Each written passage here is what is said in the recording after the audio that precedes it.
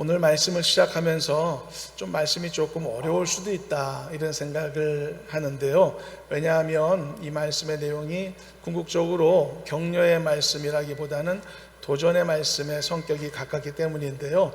제가 주로 격려의 위로의 말씀을 많이 전합니다만 때로는 도전의 말씀도 필요할 때가 있어서 이제 말씀을 전하는데요.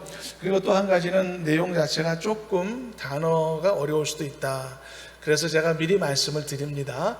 하지만 제가 짧은 한마디로서 조금 이렇게 흐름을 미리 말씀을 드린다면은 진짜 믿음이란 뭐냐? 행함이다 라는 것이고요. 그럼 진짜 행함은 무엇이냐? 진짜 믿음으로 증명된다 라고 하는 믿음과 행함의 상호 연결고리, 상관관계, 바로 이것을 우리가 함께 나누자라고 하는 목적이라는 것을 미리 알려드리고 경고하고 그리고 말씀을 전하도록 하겠습니다. 여러분들은 믿음으로 산다는 게 뭔지 잘 알고 계시는지요? 믿음으로 사는 것이 어떤 삶인가? 지금도 나는 잘 살고 있는가? 라고 여러분 생각할 때 어떤 답을 내놓으실 수 있습니까?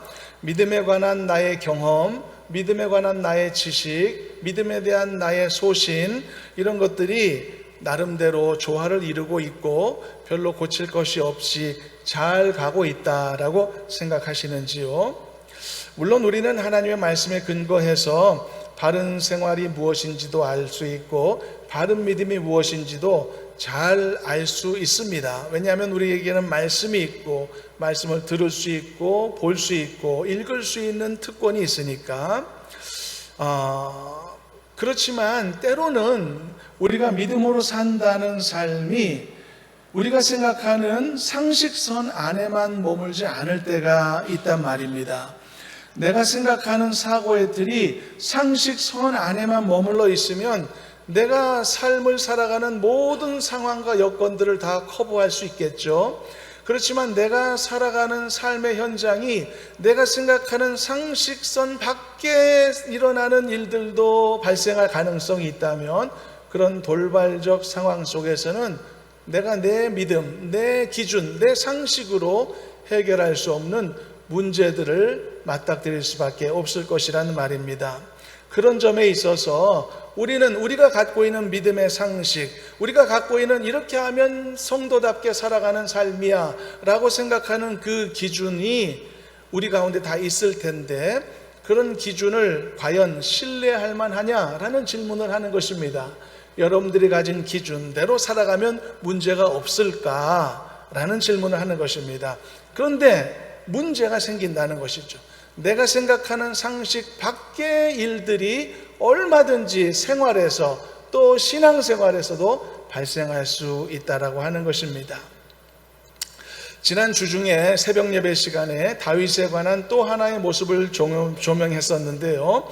자신을 위험으로부터 보호하고자 하는 본능적 행위에 따른 결정이 있고요. 또 하나는 똑같이 자기를 위험으로부터 보호하고자 하는 믿음의 행위에 따른 결정이 있단 말이죠. 그런데 이 두 가지가 전혀 다른 방식이 될 수도 있다는 것을 우리가 다윗의 결정을 통해 본 적이 있는데요.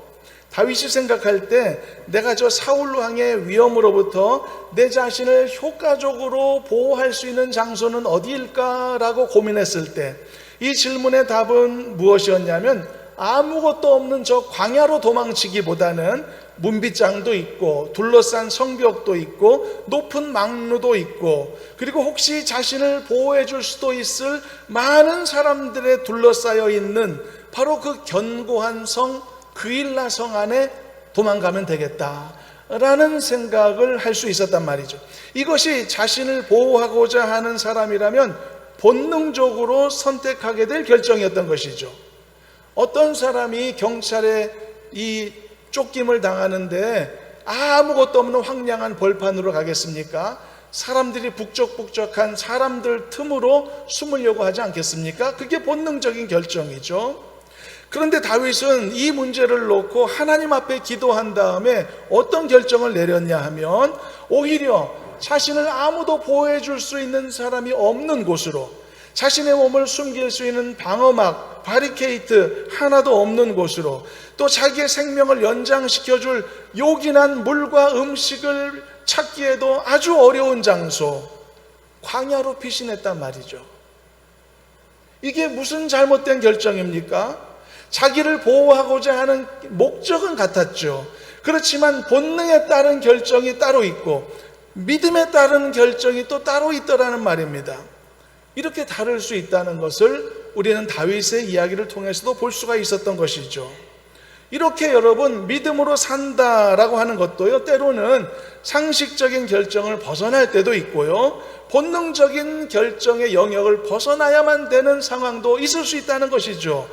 이런 가능성이 있는 것이 우리 인생이고 우리 신앙생활이라면 과연 우리는 믿음으로 잘 살고 있는가 스스로에게 궁금할 수밖에 없는 겁니다. 나는 믿음을 잘 살고 믿음의 삶으로 나아가고 있는가? 내가 믿음으로 살고 있다고는 하지만 혹시 내가 잘 살고 있다고 잘못 생각하고 있는 건 아닐까? 그래서 조금 고쳐야 될 부분은 혹시 있지는 않은가? 예수님이 사역을 하시면서 많은 사람들을 만나셨지 않습니까? 그 중에 다 예수님을 따랐나요? 아니거든요. 예수님 반대한 사람도 많았고 의구심 가진 사람도 많았고요, 단지 멀찌감치해서 호기심만 가졌던 사람들도 무수히 많았거든요. 그러니까 의외로 말이죠, 예수님이 전하시는 말씀 앞에서 모든 사람들이 변화됐냐? 그건 아니었단 말입니다.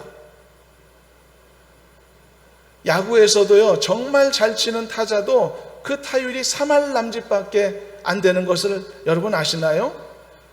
예수님의 말씀조차도요, 그 타율이 높지 않았다는 뜻이죠. 물론 이것은 말씀의 능력에 문제가 있어서가 아니고 말씀을 담아내는 그릇들이 문제였다라고는 하지만 당연하죠. 그러나 어쨌든 예수님의 말씀을 오해하거나 또는 왜곡해서 이해하는 사례들이 굉장히 많더라는 것이죠. 만일 이런 사례들이 많았다면 과연 예수님의 말씀을 들었던 그들 모두가 올바른 믿음의 길을 걸어갈 만큼 성장하고 성숙된 믿음을 가지고 있었겠는가? 불가능한 일이었다는 것입니다.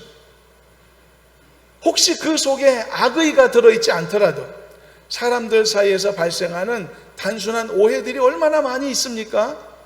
그래서 잘못된 정보들이 전달되기도 하고 그런 일들이 너무나 우리 인생 가운데 많다는 것도 생각해 본다면 어느 누가 쉽게 나는 잘하고 있어라고 말할 수 있을까? 나는 전부 다 이해했어, 문제없어라고 그렇게 단언할 수 있겠냐는 것입니다. 이게 오늘 함께 이제 말씀을 시작하며 나누는 문제의식입니다. 나는 잘하고 있을까? 아닐 것 같다는 거죠. 예전에 제가 설교를 마치고 집으로 들어가서 제 아내에게 한 가지를 물어본 적이 있습니다. 이런 질문이었는데요. 여보, 내 설교에 하트가 느껴져? 라고 그렇게 물어봤었습니다. 하트는 심장, 가슴, 그 진심 이런 걸 이제 물어본 것인데요. 그랬더니 아내가 1초도 안 돼서 고민 없이 아니요? 라고 말하는 거예요. 그래서 제가 깜짝 놀랐어요. 아니 그럴 리가 없는데 내 설교에 하트가 느껴지지 않으면 문제가 큰데 설교는 가슴으로 전하는 건데 진심을 담아 나는 말씀을 전한다고 생각하는데 왜 아내는 그걸 못 느낀다고 말하지? 너무 놀라서 그대로 다시 물어봤죠. 그랬더니 아내가 깜짝 놀라면서 자기는 하트로 알아들은 게 아니라 허트로 알아들었다는 거예요. 허트는 상처, 내 안에 있는 어떤 쓴뿌리 뭐 이런 걸 말하는 거겠죠. 분노의 감정 이런 걸 말하는 거겠죠. 그래서 제가 서로 오해를 풀었는데요. 근데 여러분 이런 경우들이야 단지 단어 전달에 대한 오해에 불과하지만 예수님의 경우는 훨씬 더 복잡하고 심각한 상황일 수 있던 것이죠. 예수님의 말씀 자체를 잘못 이해하거나 오해하는 사례들이 그들에게도 굉장히 많이 있었다는 것이죠. 마태복음 22장을 보면 사두개인들이 예수님에게 와서 부활에 대해서 질문했던 이야기가 있습니다. 그들이 예수님 앞에서 엉뚱한 논리를 펼쳤을 때 예수님이 어떻게 보면 한심해 하시며 이런 말씀을 하셨는데 한번 읽어보도록 하겠습니다. 하나의 사례니까요. 마태복음 22장 29절 합독해 봅니다. 예수께서 대답하여 이르시되 너희가 성경도 하나님의 능력도 알지 못하는 거로 오해하였도다. 뭐 했다고요? 그들이 오해했다고요. 잘못 이해했다고요. 뭘 잘못 이해했나요? 예수님이 전하신 말씀을 잘못 이해했다고요. 이런 일도 있을 수 있구나. 예수님의 말씀도 사람들이 잘못 이해할 수도 있는 거구나. 이런 가능성이 있단 말입니다. 이런 가능성도 우리가 생각해 볼 때 과연 우리는 모든 것을 잘 알고 잘 믿고 있을까? 여러분, 의문을 가져볼 필요가 있지 않을까요? 물론 여러분, 우리가 성경에 근거한 바른 진리 위에 서 있다는 사실 자체는 조금 더 의심해서는 안 됩니다. 참된 성도는 예수 그리스도가 하나님의 아들 되심을 믿는 사람들이죠. 예수님의 십자가의 희생이 나의 모든 죄를 용서한다는 사실도 믿는 사람들이죠. 예수님의 부활도 믿고 승리도 믿고 예수님의 승천하심도 믿는 사람들이며 이후에 있을 예수님의 다시 오심과 마지막 심판도 믿고 소망하는 사람들입니다. 그리고 마지막으로는 나의 썩지 않을 몸으로의 부활의 역사도 믿고 사는 사람들 아니겠습니까? 이 복음의 진리의 내용은 너무나 확고한 성경의 토대 위에 서 있기 때문에 우리는 이 변치 않은 진리의 토대 위에 우리의 믿음을 세워가는 것이죠. 그런데 이런 기본적인 진리의 요소들을 배우고 터득하는 것에는 문제가 없지만 이제 이런 말씀들을 삶에서 이해하고 해석해내고 적용해내는 모든 것들에 대해, 모든 행위에 대해 더 이상 배울 것이 없다라고 생각할 수 있겠는가? 아니라는 것입니다. 이 질문에 대해서는 조심스러워야 된다는 겁니다. 왜냐하면 우리는 다 이 땅에서 자라고 성장하며 나아가는 그런 순례자들이기 때문이죠. 몇 주 전에 예배에서 보았던 영생에 대한 니고데모의 잘못된 생각이라든지 얼마나 터무니없습니까? 예수님 말씀 설명을 들었어도 그렇게 대답하고, 또 지난주에 엿볼 수 있었던 예수님의 제자들의 그 좌충우돌하는 모습이라든지 이런 사례들을 지켜볼 때도 늘 우리는 하나님의 말씀 앞에 겸손해야 되고 우리 자신을 점검할 필요가 항상 있음을 깨닫게 되는 것입니다. 자, 말씀 소도로 다시 돌아가서 다시 질문하겠습니다. 여러분들은 믿음으로 산다는 게 뭔지 분명하고 명확하게 이해를 마치셨습니까? 그리고 여러분들이 이해한 그대로 믿음으로 잘 살고 계십니까? 이제는 좀 대답이 신중해야 되겠구나라는 사실을 알게 되셨을 겁니다. 그러면 이제 오늘 우리에게 주어진 말씀을 통해서는 믿음으로 사는 일에 대해 어떤 교훈과 도전이 우리에게 주어질까, 이 부분을 좀 보겠습니다. 오늘 말씀의 배경은 바로 전에 있었던 그 사건과 연결됩니다. 맨 처음에 예수님은 모여있는 무리들에게 오병이어의 표적을 베풀어 주셨죠. 그리고 그날 저녁에 예수님은 한적한 곳으로 가셔서 홀로 시간을 보내셨고요. 그 다음에 그곳에 오래 머물지 않으셨습니다. 예수님과 제자들은 배를 타고 바다 건너로 이동하시게 되었죠. 간밤에 있었던 일입니다. 여기서부터 오늘 본문의 내용이 시작됩니다. 다음날 아침이 되었습니다. 그랬더니 바다 건너편에 이 오병이어의 사건을 경험했던 많은 사람들 사이에 소동이 일어났습니다. 왜냐하면 간밤에 예수님이 사라지셨습니다. 예수님의 제자들도 없어졌기 때문입니다. 그래서 무리들이 황급히 배를 타고 바다 건너 예수님을 다시 쫓아왔던 겁니다. 전부 쫓아오진 않았겠죠. 일부가 왔겠죠. 근데 왜 이 사람들이 예수님에 대해서 이렇게 강한 애착을 느꼈을까? 그것은 그들이 전날 오병이어의 표적을 봤기 때문이고, 그리고 그것을 통해 배부르게 음식을 먹었었기 때문이었습니다. 그들이 겪은 체험이 얼마나 강력했습니까? 평생 잊을 수 있는 체험이겠습니까? 잊을 수 없는 것이죠. 얼마나 놀라운 체험입니까? 그럼에도 불구하고요, 오병이어의 표적을 체험한 그들이 여전히 예수님에 대해 제대로 알지 못하고 있더라는 것이 오늘 말씀을 통해 볼 수 있는 내용인 거죠. 어떻게 이럴 수 있죠? 엄청난 체험을 했는데 이게 오늘 말씀의 문제의식입니다. 오병이어의 표적의 체험이 그들 속에 없던 믿음을 자동으로 생겨날 수 있게 할 수는 없었을까요? 당연합니다. 그렇게 자동으로 믿음이 생겨나는 것 아닙니다. 체험이 믿음을 주나요? 아닙니다. 하나님이 오늘 이 밤에라도 당장이라도 나에게 내가 정말 의문을 가진 정답을 직접적으로 음성으로 나에게 알려주신다면 나는 순종할 수 있는 사람이 될까요? 착각입니다. 하나님의 뜻을 아는 것과 순종하는 것은 전혀 다른 믿음의 영역입니다. 제가 어렸을 때 어떤 한 문제에 봉착되어서 하나님의 뜻을 간절히 구했던 적이 있었습니다. 알려주시라고, 아브라함에게 알려주셨던 것처럼 나한테도 음성으로 들려주시라고 간절히 기도했던 적이 있었습니다. 그러다가 깨달은 게 있습니다.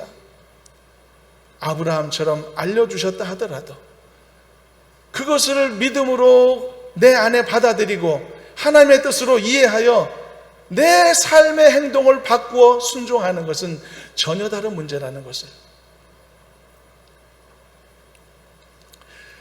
그래서 여러분, 체험지수라는 게 있고 믿음지수라는 게 있다면 이 두 가지가 정비례한다. 그렇다면 우리는 열심히 체험을 위해 뛰어야 될 겁니다. 체험지수와 믿음지수가 정비례하면 오병이어의 표적을 경험했던 그 엄청난 수천 명의 체험자들은 집단적으로 믿음의 성장을, 폭발적인 성장을 경험했어야 했을 겁니다. 그러나 그랬을까요? 아닌 것이죠. 수십 년 동안 음식도 제대로 없는 광야에서 40년을 살았던 200만 명가량의 유대인들이 있었죠. 그들은 하루도 아니고 수십 년 매일매일 기적의 음식을 먹고 사는 인생을 살았습니다. 그랬다면 그 기간 동안 그들의 믿음이 얼마나 성장했을까요? 그러나 과연 그랬나요? 그렇지 않았습니다. 여러분, 체험이라는 것이 우리가 사모하는 것들 중에 하나이긴 하지만 체험이 믿음의 성장에 도움도 줄 수도 있지만 엄밀히 말해야 된다면 체험지수와 믿음지수에는 상호 유의미한 인과관계는 없다고 말해야 정상입니다. 수천 명이 넘는 오병이어의 체험자들도 마찬가지였던 거죠. 그들은 엄청난 체험을 했지만 믿음의 성장을 모두가 경험했을까? 심지어 그들 중에는 여전히 예수님이 누구신지 아직도 모르는 사람들이 허다하게 많았단 말이죠. 이런 상황 속에서 그들이 헛된 열심을 갖고서 부랴부랴 다시금 그 다음날 되어 배 타고 예수님을 열심히 따라왔던 그런 사람들의 모습을 보았을 때 예수님이 어떤 생각이 드셨을까요? 예수님은 그들이 갖고 있었던 어리석은 생각을 지적하시며 이런 말씀을 남기셨는데 25, 26절 본문을 읽어보도록 하겠습니다. 함께 합독해 봅니다. 바다 건너편에서 만나 랍비여 언제 여기 오셨나이까 하니 예수께서 대답하여 이르시되 내가 진실로 진실로 너희에게 이르노니 너희가 나를 찾는 것은 표적을 본 까닭이 아니요 떡을 먹고 배부른 까닭이로다. 예수님이 말씀하신 그대로입니다. 전곡을 찌르셨죠.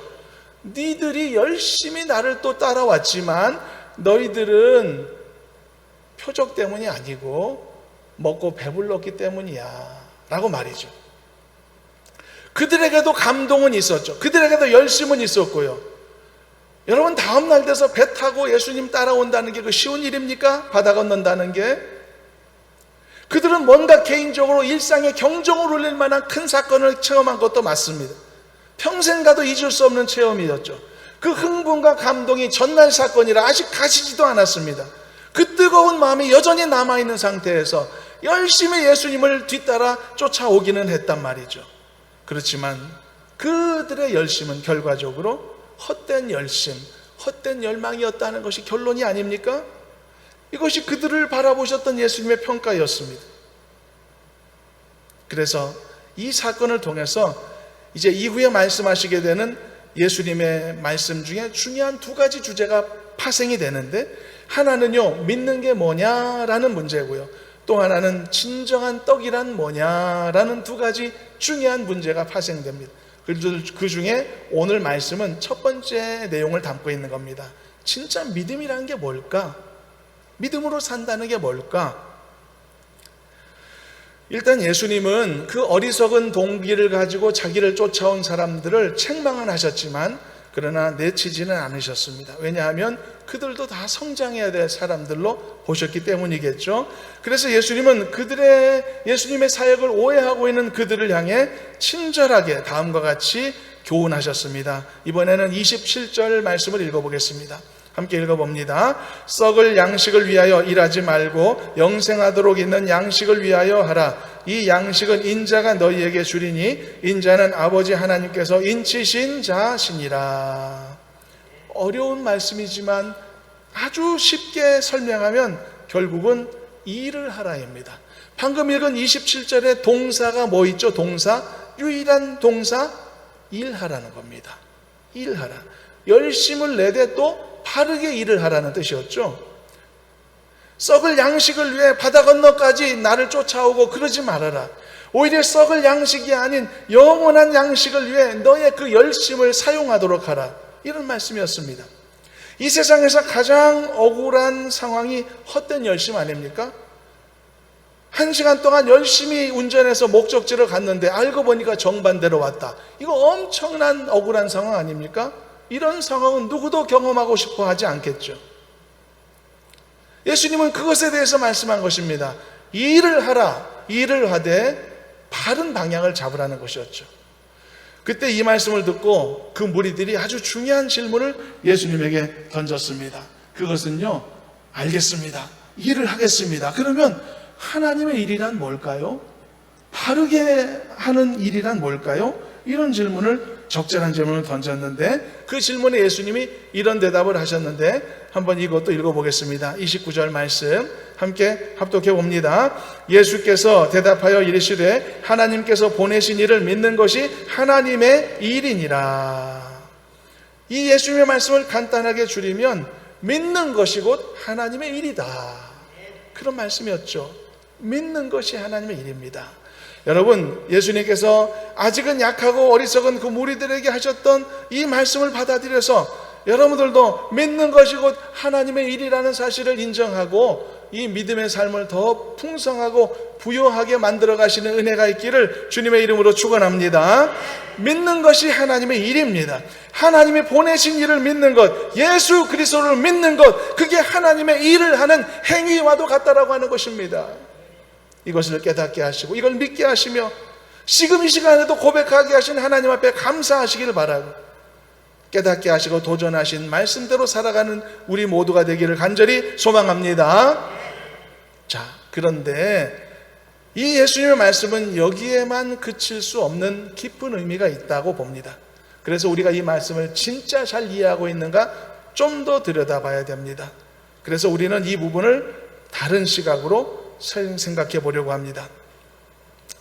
여기서부터 조금 어려울 수 있으면 조금 집중해 보십시오. 믿는 게 하나님의 일이다는 이 말씀을 볼 때 여기서 예수님이 언급하신 믿는 것은 정적인 일입니까? 아니면 동적인 일에 속합니까? 우리가 믿는다는 믿음에 대한 고정관념을 버리고 말씀의 내용을 통해서만 생각해 보시자는 겁니다.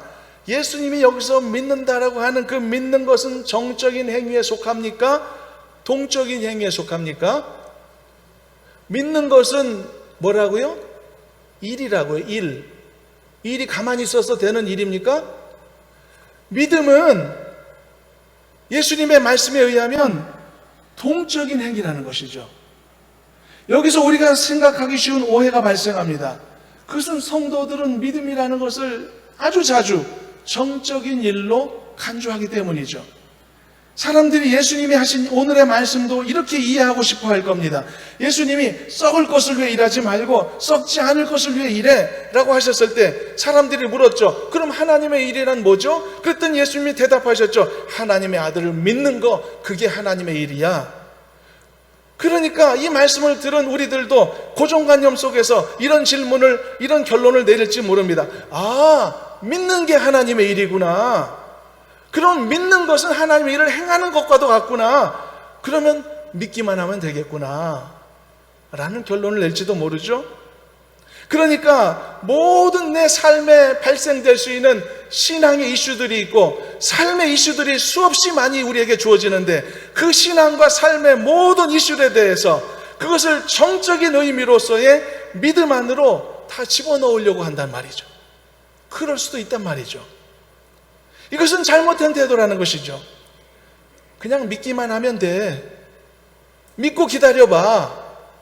이런 말로써 내 삶에 이루어져야 될 모든 동적인 행위들을 다 그 안에 집어넣으려고 하는 그런 생각이 들어올 수 있단 말입니다. 물론 여러분, 이래야 될 때도 있습니다. 믿기만 해봐 라는 말씀이 필요할 때도 있습니다. 왜냐하면 내 힘으로 아무것도 할 수 없는 무능력한 어떤 상황, 어떤 지점에 속해 있을 때는 이런 말씀이, 이런 고백이 필요할 때가 있는 겁니다.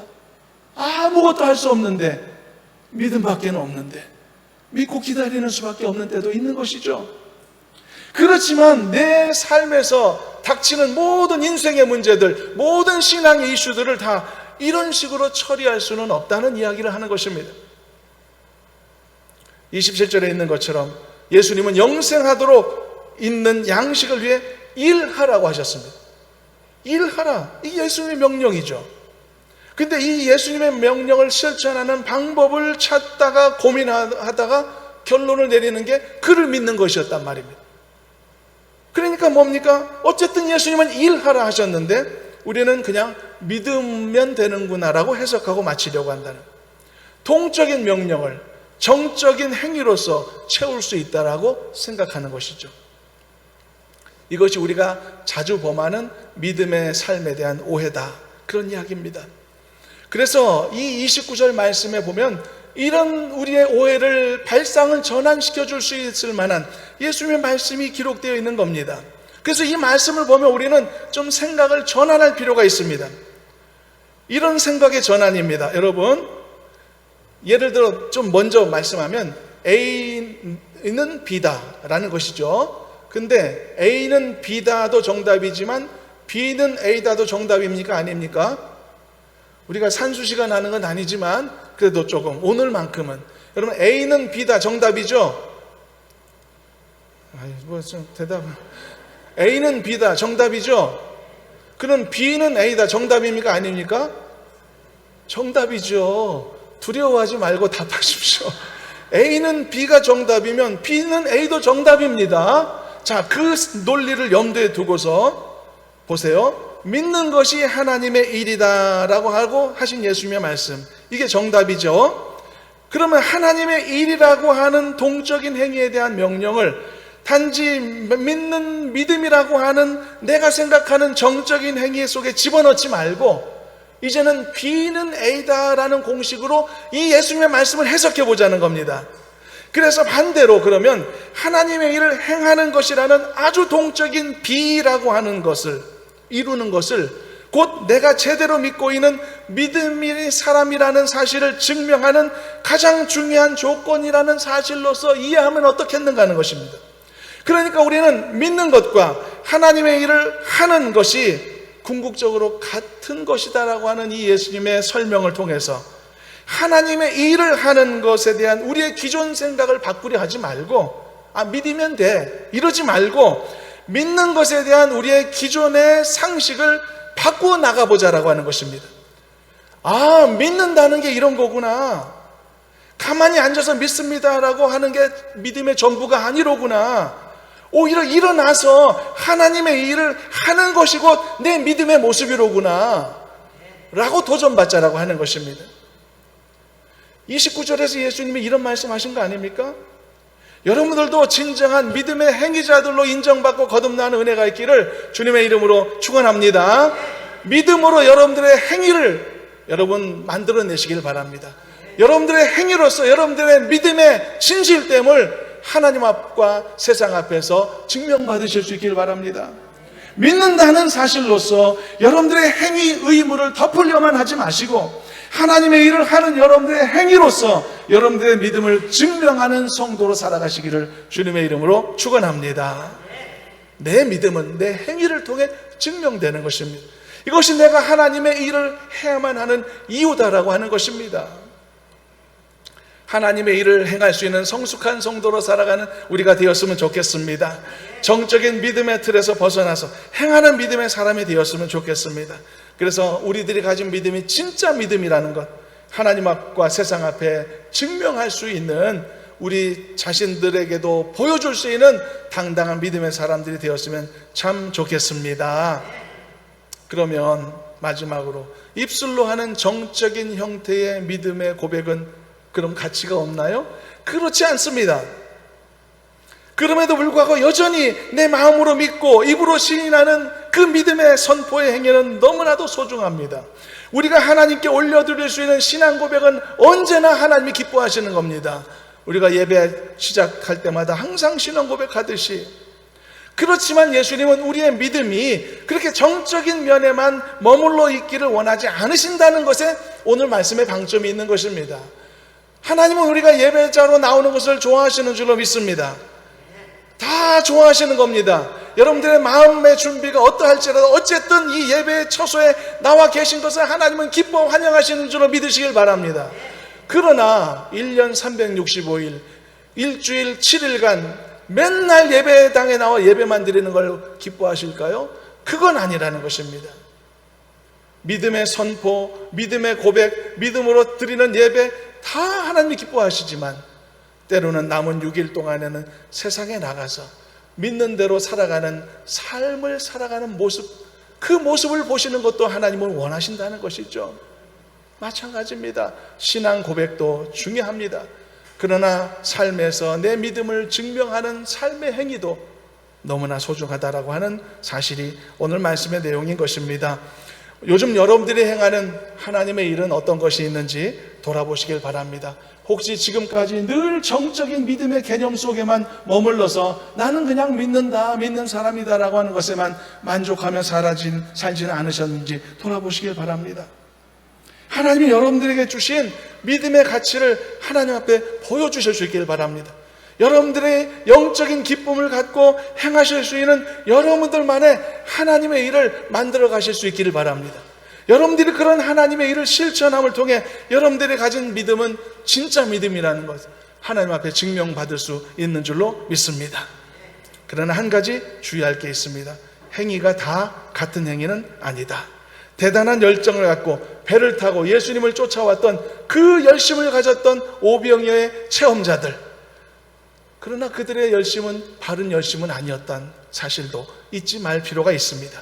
그러므로 성도의 행위는 예수님의 표현 그대로 썩을 것을 위한 행위가 아니라 썩지 않을 것을 위한 바른 열심, 바로 이것이 우리에게 주시는 도전인 것입니다.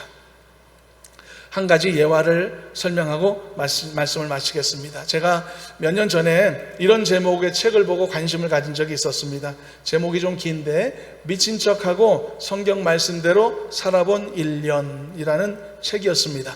저는 이 책이 제목부터 흥미로워서 신앙적으로 유익할 수도 있다 생각하여 구입을 고려하고 리뷰를 좀 지켜봤는데 책을 구입할 것을 포기했습니다. 왜냐하면 리뷰만으로도 어떤 책인지 알았기 때문인데요. 이 책의 내용은 하나님을 알지 못하는 한 유대계 미국인 불가지론자가 있었는데 그 사람이 나름대로 종교의 신앙에 대한 열린 마음과 탐구 정신을 갖기로 결심하고 성경책에 쓰여 있는 대로 1년간만 살아보자 라고 마음을 먹고 실천한 책입니다. 사실 성경에 있는 대로 무턱대고 1년 산다는 게 쉬운 일 같습니까? 절대 쉬운 일 아니거든요. 음식에 대한 불편함도 있고요, 도덕 기준, 윤리 기준에 관한 이 기준도 고대와 현대가 얼마나 많이 다릅니까? 예수님의 산상설계대로 살 수 있다고 여러분 생각하십니까? 여러분 쉽게 살 수 있는 것 아니지 않습니까? 그 외에도요, 현 시대와는 비교할 수 없이 무겁고 어려운 예배의식, 정결의식을 생각하면 예배 한번 드리는 것도 어렵고 힘든 것이 성경대로 살아가는 삶인 것이죠. 그런데 그 저자는 그 불편을 무릅쓰고 성경대로 살아보겠다고 결심하고 해냈던 것이죠. 그리고 그 결과를 책으로 써낸 것인데, 그런데 내용을 보면 나름대로 기독교적인 성찰이 이루어지기도 하지만 결국은 하나님의 존재를 시인하지 못하는 불가지론자의 그 소신은 넘어서지 못하더라는 것이 결론이었습니다. 여러분 보십시오. 여기서 어떤 교훈이 있을까요? 최근 들어 성경에 쓰여진 그대로 실천하는 삶을 산 사람을 손꼽으라면 이 사람도 1, 2등 안에 들 것 같습니다. 이렇게 성경대로 산 사람이 있을까?